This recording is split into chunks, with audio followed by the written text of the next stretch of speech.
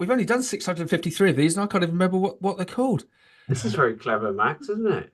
It says, "Hello, everyone. We're just waiting for the Chris." So what happens? I've got a bank of lights behind me, like a Formula One grid, and I can see all the social media channels as they come live with us, but they never come live. So we have to fill, Chris. We have to fill for 30 seconds because sometimes Facebook is a Okay. bit slow or Twitter's a bit slow. So Chris, before we get going, just tell us again about that beautiful flag to your right hand shoulder, please. Okay. So I feel like I'm on a shopping channel, like trying to sell something here. But this is when I went to Rwanda. So part of my Nuffield trip, it was kind of an impromptu visit to Rwanda and this is the Rwandan flag. And I was sort of familiar with the concept of Rwanda previously, with the obviously the genocide and more recent conversations around immigration. But I was inspired by the fact that everybody in Africa was saying how much it was progressing, and they wanted to be the Yeah. Singapore of Africa. And Yep. so I tried to sort of get some mementos on the way round. So I've got the Rwandan flag, and I've also got a Kenyan Oh, excellent. bracelet, so you can see how Africa Okay. influenced me. So we've got to ask the obvious question. Which building did you borrow that flag from? Not the embassy, You're, not the. you're taking me back to my Harper days when we Yeah, visited Cirencester. we all did that. I've just got we got one channel that hasn't kicked in yet. I was speaking to a lovely chap on Cirencester the other day, and everyone in Agile know this, won't they, Mark? But this lovely inter-competitive love between all the universities. So Chris and I are both ex Harper, and I was speaking to this client who was from Cirencester, and I was saying that when I was at Harper and when Cirencester used to come and play us at rugby in the first 15. Cirencester used to sing this lovely song about we are your landlords and you are our tractor drivers, and we at Harper always thought that was actually quite true. And then this chap said, "Yes, that might be true, but my wife has always called Cirencester the early learning centre." So it's great that we've got all these analogies between all the universities. Not to forget to mention some brilliant other institutions. Mark, like Plumpton. Plumpton's brilliant, isn't it? Exactly. Other options are available. Yeah, one of the best looking universities institutions is Plumpton. It's Cirencester. It's Harper. Right, we're all a go. Hello, everyone. My name is Max McGillivray of Beanstalk Global, and it's a pleasure to be on today with the AHDB and my esteemed colleague Mark Campbell. Mark, say hello to everyone. Good morning, all. We have got the pleasure today of having a very special person by the name of Chris Manley, Nuffield scholar, and we're going to be talking along the subject of Walk With Me. Chris, if it's okay, just let me give a bit of a background to everyone on LinkedIn, YouTube, Twitter, Facebook, and also those on the podcast.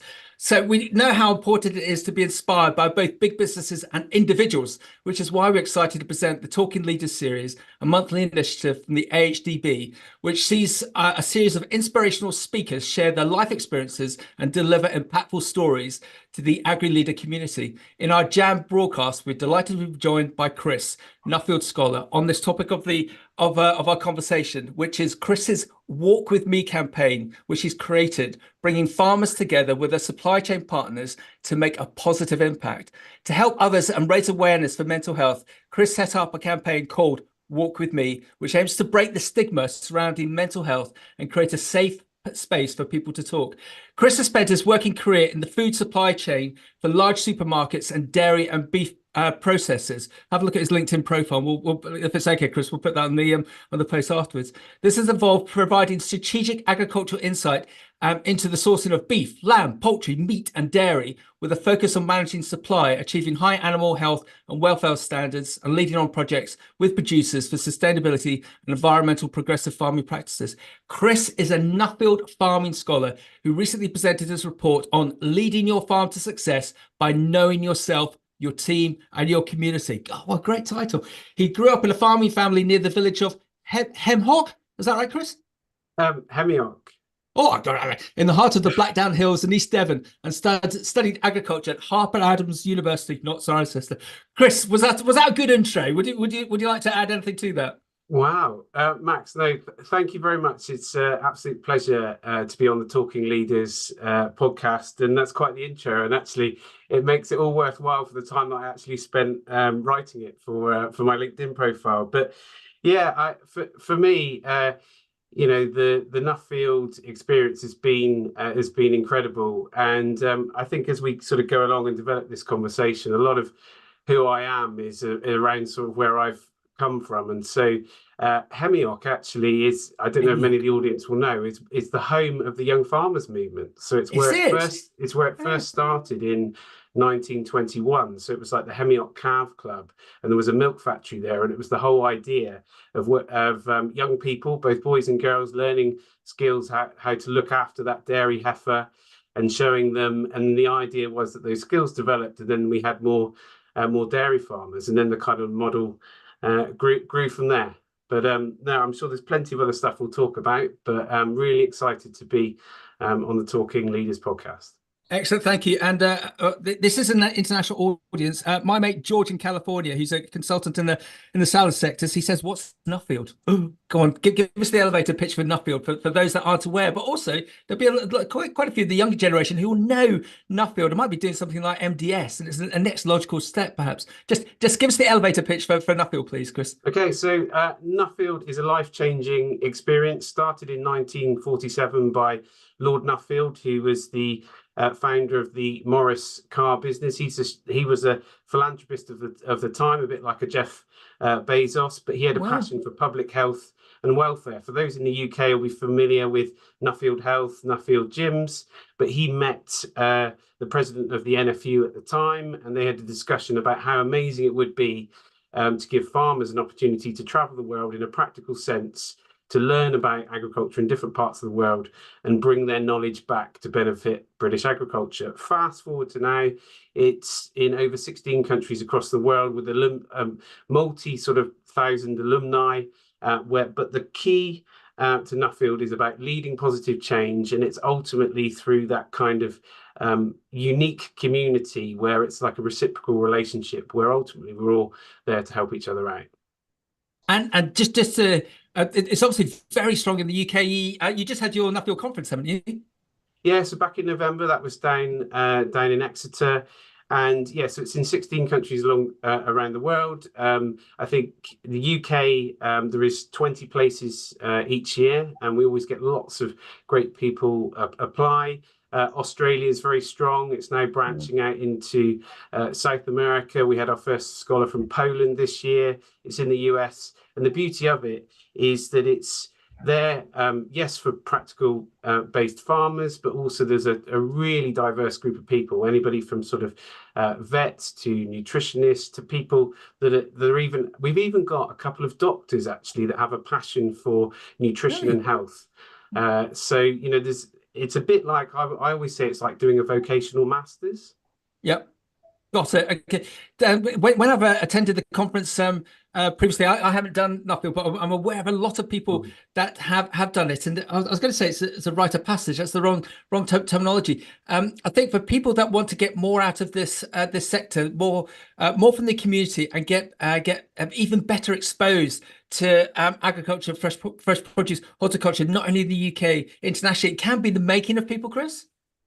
Yeah, it has been for me. I think, don't be wrong, there are many different things that you can do. But I mean, if you speak to a lot of Nuffield scholars, I think that they often, without realizing, have approached it where they're at a crossroads in their life for various different reasons.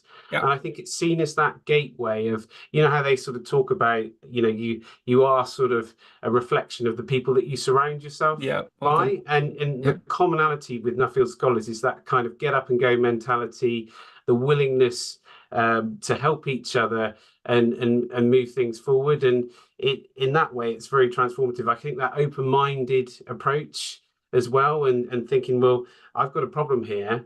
I can probably find someone in a different part of the world that can help me, and we can actually come to a solution.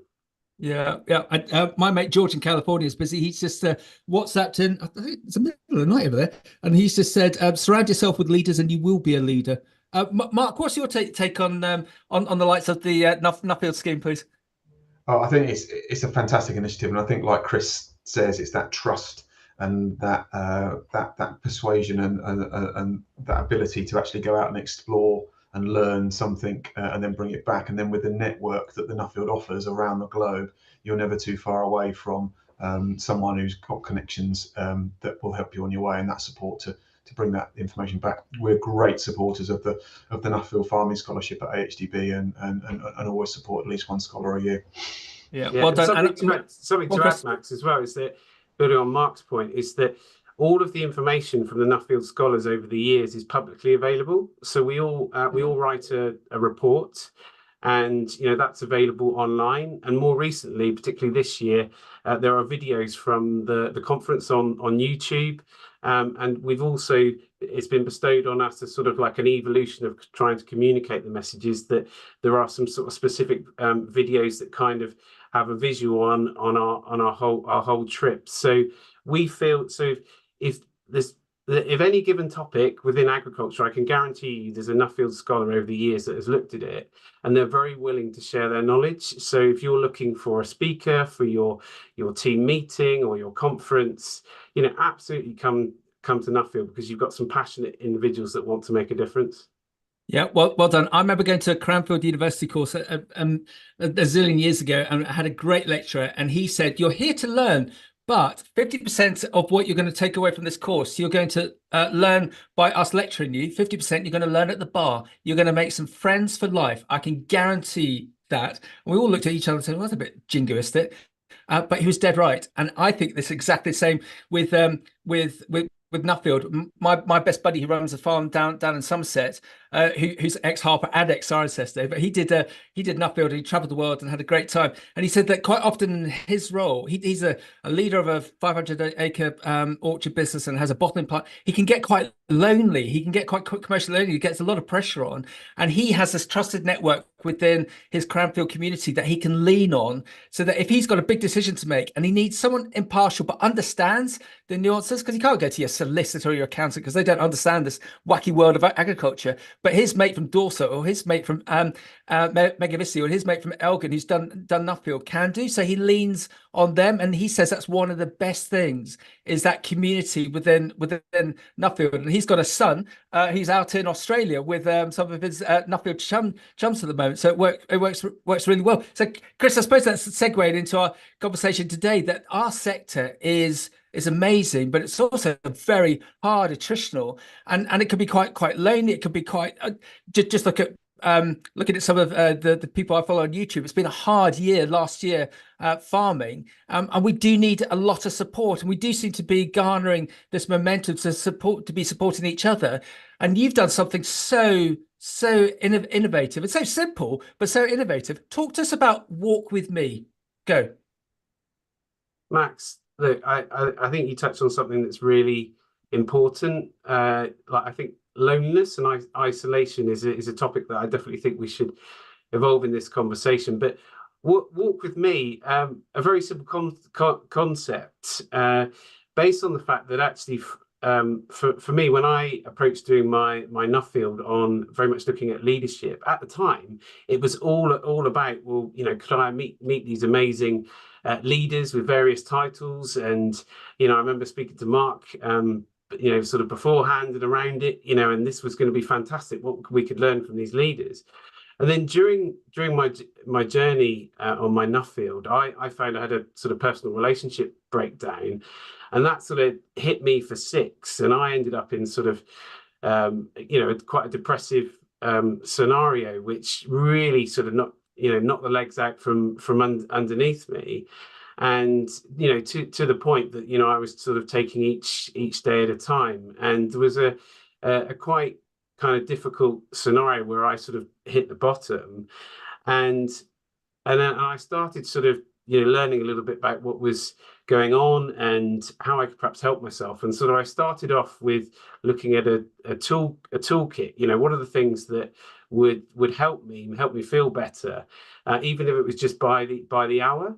And 2 of those things were walking, so the sort of the movement, the activity, getting outside, getting into nature, and one of the other ones was journaling. So essentially, getting what was sort of spiraling around in my head and getting it onto paper. On one of my more creative days, I decided that I'd write a bit of a poem.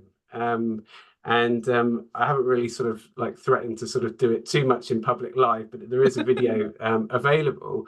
But the poem was called Walk With Me, and it was just sort of very simple. And sort of every time that you write Walk With Me, you put down a sort of feeling of how you might feel if you're feeling depressed or got some worries. So it might be that you're feeling alone. It might be that it's, I don't know, affecting your work or your relationships. The whole list of things that people be listening that know when they perhaps have a low mood or not feeling quite themselves. And in that moment, I've been listening to, I mean, people have different sources, but in particular, Jordan Peterson, he talked about, if you're really struggling, you need to sort of find a purpose. And if you can't find a purpose, find a passion. If you can't find a passion, take some responsibility. And if you're going to take some responsibility, you're actually a good way is to help others. And I'd always had a track record through my time, either in young farmers of like organizing events and meaningful things, or through the time I was at Harper. I thought, well, maybe even in this really low stage for me, actually my route out of here is actually helping others. And so we launched the Walk With Me campaign, and it was all on the basis that it was sort of easy access. The idea, it wasn't particularly prescribed, but it was all about the idea of walking and talking and creating that safe space where, how it's much easier when you're sort of walking with someone or you're outside, a bit like sometimes also when you're in a car as well. It's not quite the same thing, rather than having that sort of face-to-face. And I figured that if the Walk With Me campaign can be that catalyst for that first conversation, potentially it could make, some incredible impact. So how long have you been going with the hashtag Walk With Me campaign? Yeah, so we're probably, what are we, just out, so 15 months now. And it's funny when I don't know if anybody else has ever had this, when you like create a post for social media, or even when you send an email to someone and you close your eyes and press send. It was like that. So I'd created this video of me walking and just out around the sort of like Taunton area, and I'd done it, and I've done videos before, and I was like, oh my goodness, I'm going to put this out to the world. What does that mean? It was all with the right intentions. And so yeah, that went out in October of 22, and then we had a phenomenal response. Initially, people, I guess, showing empathy, looking like for me in particular. But I think what was quite cool was the fact that I think people could relate to it, that more sort of human side. And then I guess it really ramped up this autumn just gone, when I had a phone call back in August from Megs Reynolds all the way from Canada. Can you believe it? The Do More Agricultural Foundation, and they specialise in mental health over there. And they said, well, we like your idea, and it had come via the Nuffield network. We want to get behind it. So we really amplified it, and the campaign effectively went global. There was people all over the world posting videos, walking and talking. Yeah, you only have to do a quick search. If everyone do search under Chris hashtag Walk With Me, and the social media feeds are absolutely full of it. Mark, your take on this? Because if you think back to go back to when we were all at college, university, it wasn't that it was a taboo subject, but this sector has always been notorious at not supporting each other on this mental health element. And something as straightforward and simple, but so inventive as Walk With Me. Mark is brilliant. Phenomenally brilliant, and it's often those kind of simple things are the way forward. But I think Chris, in terms of, I responded and I retweeted it and reshared it. But I think that those points that you made about getting out and doing something, and then having the ability to do that with someone close to you or someone linked to you is really, really powerful. And I speak for my own mental fitness. I prefer to talk about fitness because it ranges and it changes at all times. But I run a lot now, early in the morning, because it sets me up for the day and it gives me that purpose and that setting of that goal to push it. And I do it with people that are out of agriculture that I've met through running, which we talk about things that you might not necessarily talk about. So it's a great testament. I suppose adding on to Max's point, it's gone global. What kind of response have you had in the UK from this, and how has it steered your kind of Nuffield journey? Yeah, I mean, first of all, I'd like to sincerely thank everyone that's got involved one way or another, even if it was just like behind the scenes talking about it. They've shared it. It doesn't have to be having posted something, because I think I always say that we're only ever going to hear about the 5% of people that have benefited from it, because it can be quite a private conversation.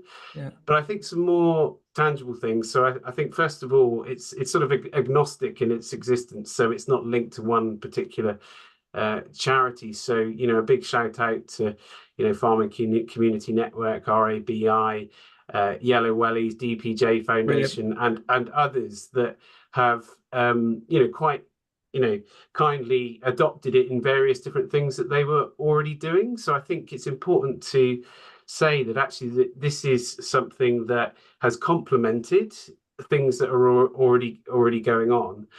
Specifically, you know, I'm not on commission for Harper, believe it or not, but you know, Harper were quite quick in response at the time, particularly the student union. I think things, you know, have changed somewhat from a student perspective in general, and they're very much more aware of mental health pressures there. So, I mean, I believe they were on a journey anyway to thinking, well, how can they support mental health for students? But I do know it was probably one of the catalysts to them sort of thinking about actually how do they make a more intentional approach towards that. We've had a number of businesses that, actually a really interesting one for World Mental Health Day. I think it's become quite common that people are acknowledging it, or at least talking about that they're acknowledging it. But I had some organisations that said to me, this is such a relief, we can actually do an action for World Mental Health Day. So we saw a few that would like take their team out on a walk, and you saw them posting that. And I think the great thing, I mean, I love sort of organising a good party or an event. You know, I like facilitating a bit like you do, Max. But what's interesting with a walk, particularly if you go out with someone else or in a group, there's no facilitation needed. You could almost have near enough strangers, and you know, obviously the first few minutes is a little bit quiet, but the walk suddenly means everybody starts to open up. It's just like this kind of magic sauce that kind of just that makes it happen. But the main thing I would say is that I'm really open to the fact that people can kind of pick it up and use it in their own interpretation, whatever they feel is fitting for them. And I just think the fact that we're stood here now talking about it is just blows my mind. Yeah, guys, can I give a really interesting link? I call it red minis. You start talking about red minis, you start to see red minis everywhere. I was doing photography for a big Colts match yesterday in the National League, and there was one of our players was really revved up. And I know him from afar, and I know that he's got some issues at home. And he was overplaying. He's been over aggressive. Big game, 700 supporters, and he did something silly on the field. The ref stopped the game, and he said to him, "Walk with me." And he took this guy slightly off the sideline, so no one could hear, and just talked to him for about 30 seconds, a minute. Both sides were getting frustrated. The crowd were getting frustrated. The player came back on, and he played the match of his life because of that conversation. So the ref could have done one or two things. He could have given him a red card, which would have exacerbated the problem and made that kid even worse. But this particular ref has a military background. I could see the issues. He had seen it all before, and he just knew he needed to have that conversation. And he said those words, Chris: "Walk with me, stop the game for a minute." And the kid just played the game of his life, and he didn't get man of the match, but he was still phenomenal. So it's something that we said in our green room when we had the catch up about this. It's part of being a good leader, isn't it? Rather than giving someone a rollicking, to diffuse the subject. Chris, I'm leaning on both you and Mark. If you got that situation with an individual, rather than getting all emotional with them and going toe to toe, all going horribly wrong, could you not use that "walk with me"? And you just walk out of the office, walk up the farm drive, or in the grey shed, wherever it is, and just see where that conversation takes, because that will give everyone time to chill and to relax and find out what the problems is, rather than the heat of the moment. What do you think, Chris? Walk with me. Yeah, I know, Max, it's spot on. And I've actually seen the kind of evolution, and what something I'm trying to tease out is that I think mental health, you know, quite naturally we focus on the difficult end of it, which we really need to, but actually that kind of mental fitness that Mark talks about, and the walk with me concept, is a form of leadership. So I think people always enjoy it if they feel like their leader is kind of walking with them, even if it's just virtually. You know, okay, there are certain emergency circumstances where a more top-down autocratic approach is needed, but in general, I think creating that that willingness from the people that you're working with comes from that walk with me approach. So I couldn't agree more. You kind of feel like you can relate to that leader a little bit more. So yeah, I couldn't agree more. Mark, have you seen scenarios like this where you think actually the situation could have been handled better from what you've seen or your work experience, where if people just went for a walk and discussed, it could have had a better outcome? Yeah, no, we've all seen those examples of people that have been chastised in public and said the wrong thing at the moment because the point is sparked. In terms of actually seeing that in a walking situation, I can't directly see that as leadership, but we did last autumn. We trialled in the AgriLeader team a thing called Walking Leaders, which was purely around trying to get farmers together and open up around business and business improvement. So we picked 8 different farmers from all over the country. They're all dairy farmers, different sizes of units. One had 3,500 cows. The smallest unit was 120 cows milked from robots. We brought them all together at a location and took them for a 15k walk. And it was amazing. Within about 10 minutes, the group knew of each other but weren't directly connected. That walking side by side, that psychology that we're all as equal and we've got the goal to get to there and get back. And we're going to talk about X, Y, and Z on route was very, very powerful. And it's a phenomenal thing. Just going out for a walk, getting in the countryside with some fresh air with some like-minded individuals. And what's great as well is that, you know, we have some beautiful British countryside, you know, that you know our farmers sort of look after alongside producing food. And I think many farmers will have noticed that, particularly since COVID, I think, many people that we know, even like local villages and towns, are really enjoying that ability to get out into nature. So it provides an opportunity for us to also like create a really meaningful relationship with the local community. There can be challenges where that it's sort of managing that that traffic, but I think also it's a real opportunity sort of to bring sort of the benefits of the rural life and the nature we have around us and connect with the rest of society. And guys, what about this one? I've just got George, who runs the largest estate up at the Borders. He's just WhatsApped me to say that I conduct all my first stage interviews with anyone who's going to join our estate on a walk.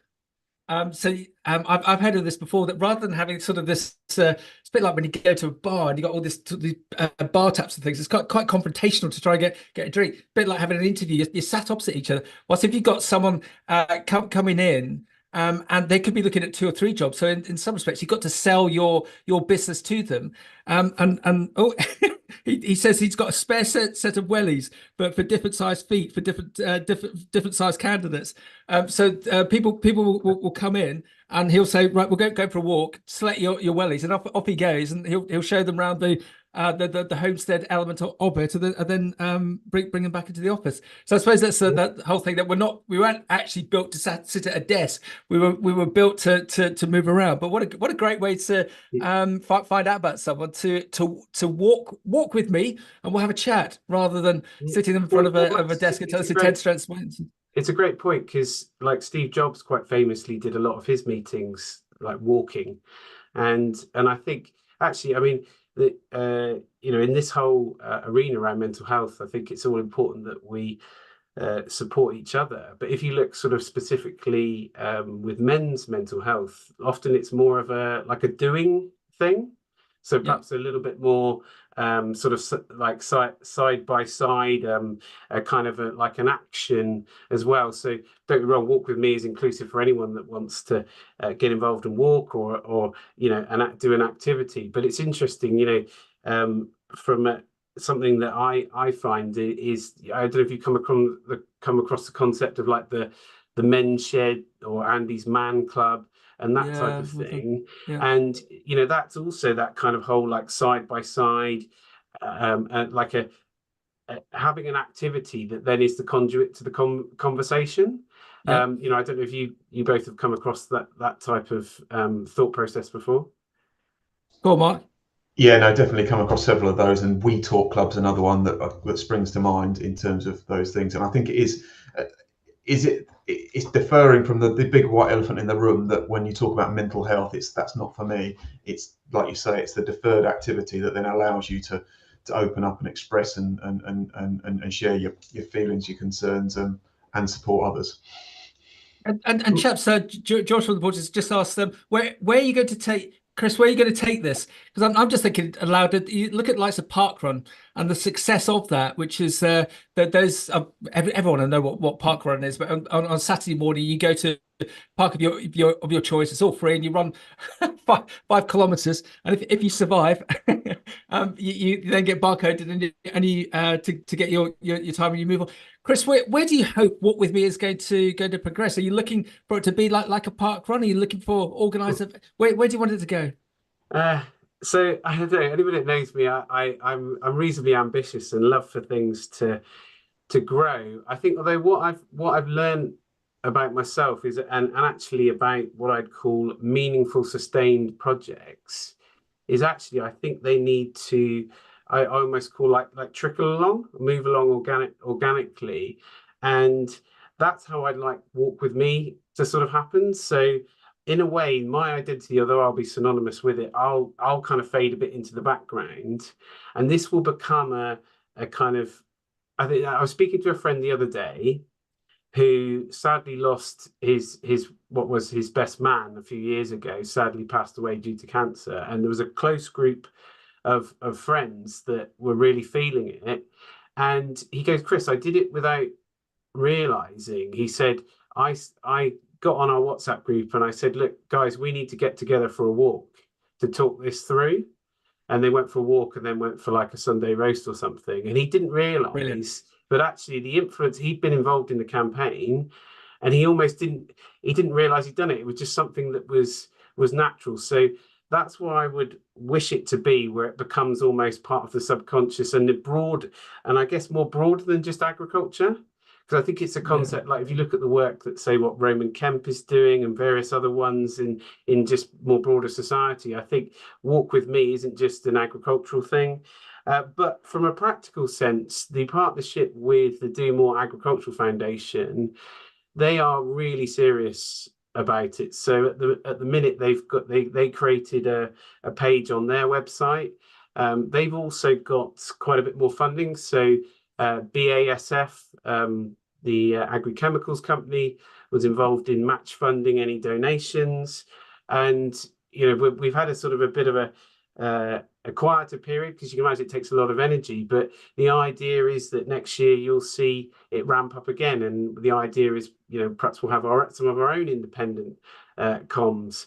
But the main thing for me is it's got to stay humble and it's got to stay meaningful. And so I'm open to ideas in how people might want to shape it. Brilliant. That's a great. Go on, Mark. You take him. I can say really good, and to hear that. And we've just had a question come in from Alex up in Scotland, and she's got a program called Farm Strong in Scotland, which is a wellbeing program open to crofters and peer-to-peer learnings, tips and advice, but which sounds absolutely fantastic. Her question is, as you've developed this campaign and it's gone far and wide, as these things do go on social media and such like, have you experienced any negativity in the development of that campaign? And if so, how did you kind of approach it? Yeah, great question, because the reality is you're not necessarily going to appeal to everyone. I would say largely it's been positive, but then I've got to remember that I'm in my own echo chamber when it comes down to it.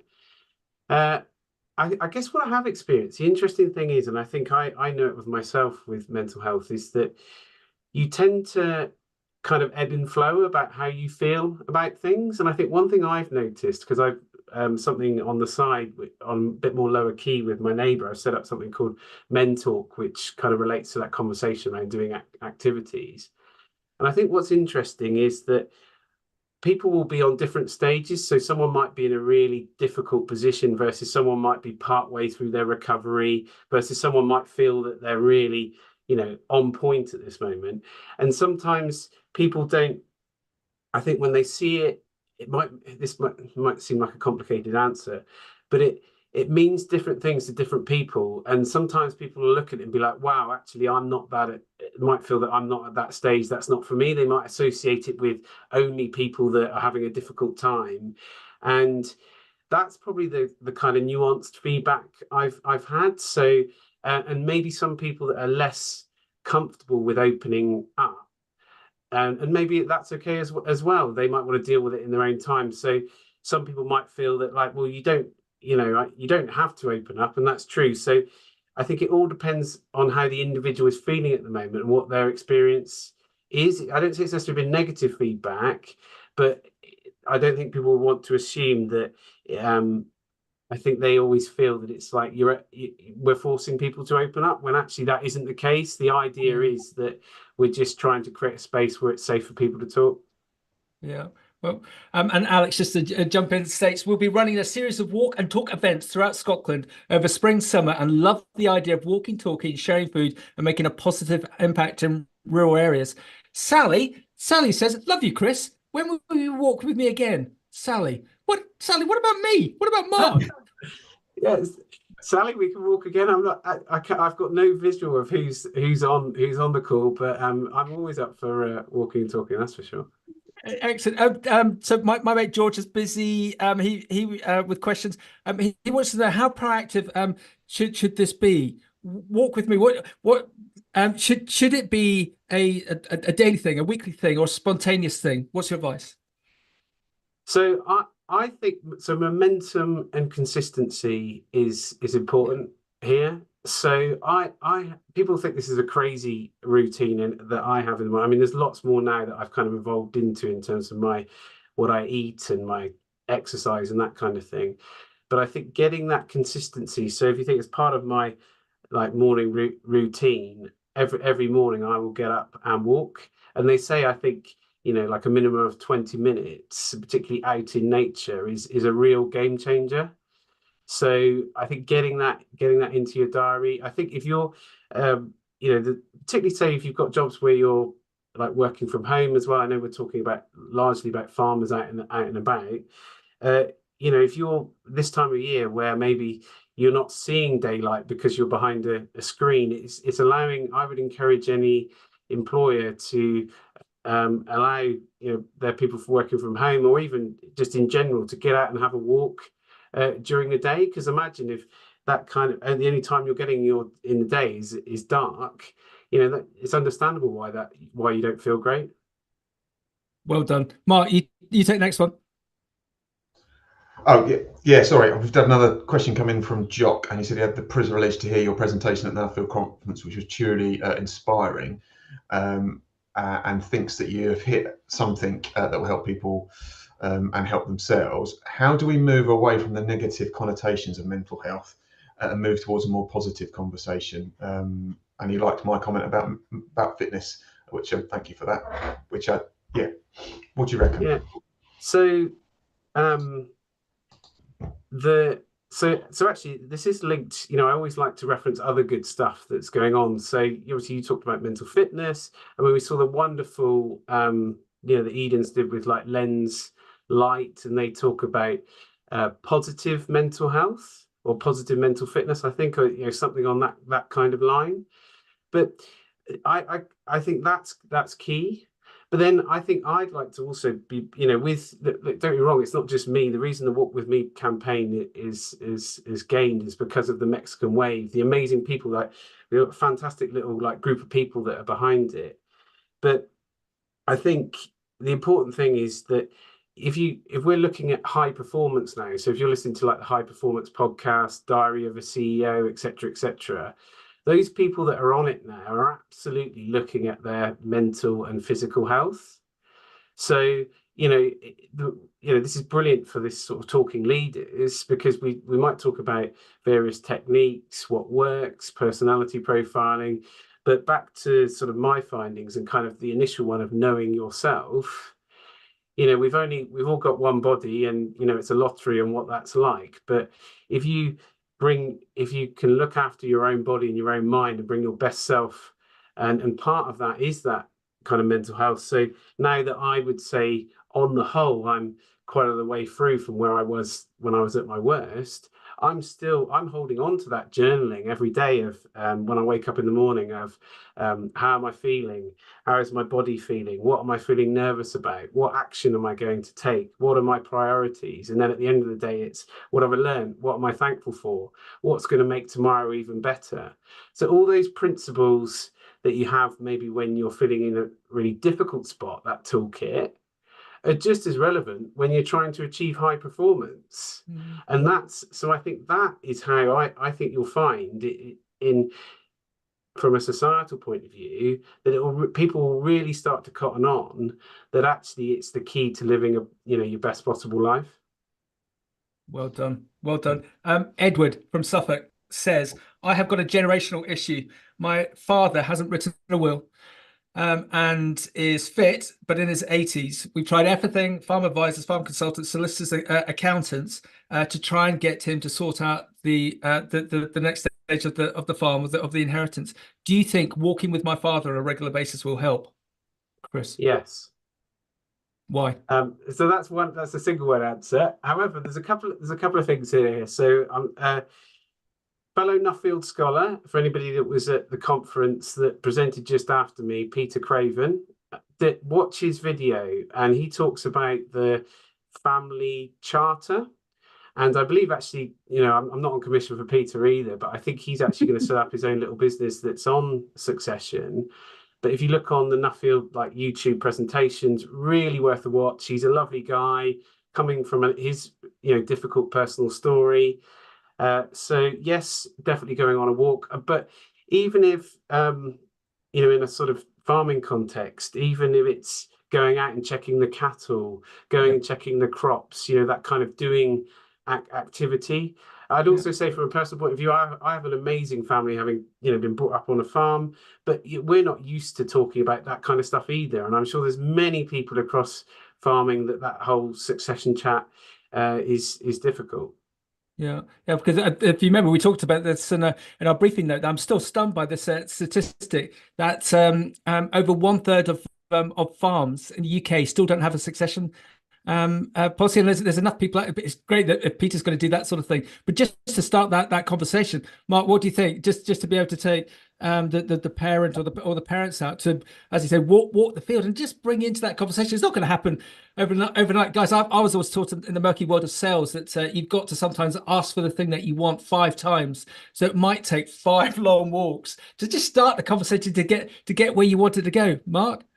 No, I completely agree, and I think it's that starting point. It's the pigeon steps. It's the marginal gains. It's not going straight for the jugular on the first walk and past the sign over the succession thing. It's starting that process of discussion and working your way through the things. But like Chris said, it's that consistency, and it's that creating it as a bit of a habit that you will then create that environment, and that it's very, very safe, and people will then start to open up. And I'm taking words out of, I'm hoping that's what Chris found as time has progressed. Yeah, it's a look, let's face reality. It's a difficult conversation, but it's one that actually I think you'd much rather have when you can. That's the reality of these succession conversations. And credit, you'll probably know on your maybe there's a favorite place on your farm that you might have walked as in your childhood, or something that creates a positive vibe, like a great view that you both enjoy. So it's not just about the walk. There might be something that's meaningful about that, where you share a moment that then opens up the door. I mean, that was just something I've just thought of off the fly. Guys, what about this? Tom from Derbyshire. I planned and built a lake with my father on the farm, and during that whole process, we sorted out the succession planning. Yeah.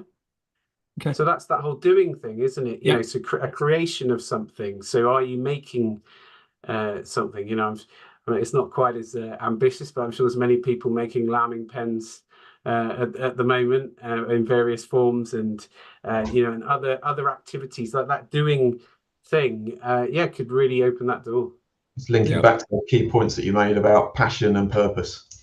Yeah, linking it all that. Just a bit of a shameless plug and a bit of a link back. I really like the point that you talked about looking after yourselves, and then you look at your Steve Jobses and the high performance podcast, etc. A lot of other available about that looking after self. That's some of the mantras that AgriLeader looks under. We look under 3 pillars of leading self to better lead your people, to better lead your business. And if you want to hear a little bit more from a clinical psychologist about the fuel for your engine and how you can do that, the AgriLeader Forum in a fortnight in Manchester, you'll be able to hear that. Follow the links on our website and go from there. But the question I was going to ask that's come in, if we're referring back to farmers and agriculture, it's bloody hard out there at the moment, and there's all sorts of things being thrown at the primary producer, and sometimes they're often very time poor, or they're not very good at maybe prioritising some of the things that will have the biggest impact. What would your advice be to that type of farmer to actually try and get the walk in, or get the walk in the diary, and make that first step to doing something like that when there's all sorts of other noise going on around them? Yeah, it's not easy, is it? I think we probably don't give farmers enough credit when it comes down to it. You've got to have so many skills at your hand, and a lot of those are out of your control. I mean, our favorite conversation is around the weather. It's around the price of things. You've got so many externalities that are moving in front of your eyes, and probably even more so now. I think probably in past decades there was perhaps a little bit more insulation with the Common Agricultural Policy and that kind of thing, which meant that things weren't as sensitive. So the thing I probably can relate to myself is that your tendency is you probably put your first instance is to put something into the farm, into your animals, into your crops before yourself. But this sounds strange coming from me, but actually I think you've got to start being a little bit more selfish. So if you split that word selfish, it's self and ish. So you've got to, if you can then look after yourself first, then you actually have then got a little bit more to give.